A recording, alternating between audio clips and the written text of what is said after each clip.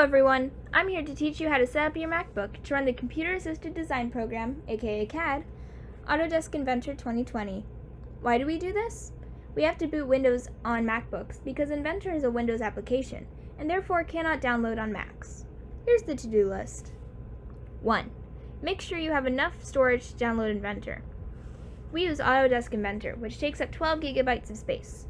However, Bootcamp needs at least 64 gigabytes of your hard drive, and 120 gigabytes are recommended. If you don't have enough storage, you will not be able to run Inventor. You can check how much storage you have by going into System Preferences. From there, you can search up Storage, press Return, and it will take you right to where all of your storage is being taken up. Right now, I have 1.7 terabytes left over, which is more than enough to download CAD. Next thing you're going to do is to find Bootcamp on your computer. You can do this by going into the Search tab and searching up Bootcamp. The application will be named Bootcamp Assistant, and if you just double-click on it, it will open. For this part of the installation, you're going to want to read all of these warnings so that it doesn't mess up your computer. Before you install the software, you're going to want to back up your disk. And also, if you have a portable laptop like I do, you want to make sure that the power adapter is connected. So again, your computer doesn't get messed up. Once you're done reading the warnings and fully understand what they mean, hit continue. For this part of the process, you're going to need an ISO file, also known as a Windows 10 disk image. The way you can get one is by copying down this link. Feel free to pause the video here to copy it down.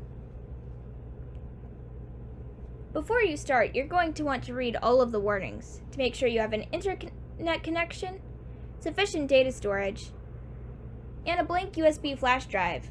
We're not going to be using the flash drive for this setup, but we will be using it later in further CAD videos. For a Mac, you're going to install a 64-bit processor, also known as a CPU. You're also going to set your language and the addition of your windows. For me personally, I've already filled this out.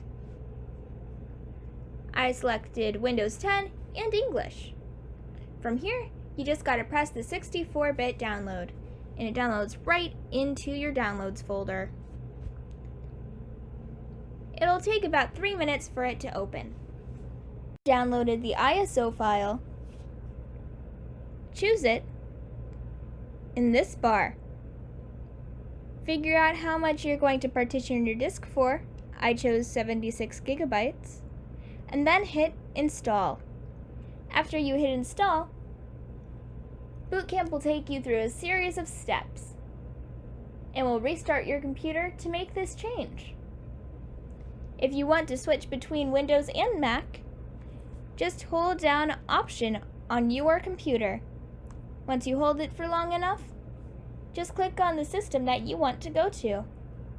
After you click on that, your computer will restart, and depending on which server you chose, will be rebooted to be that until you switch it back.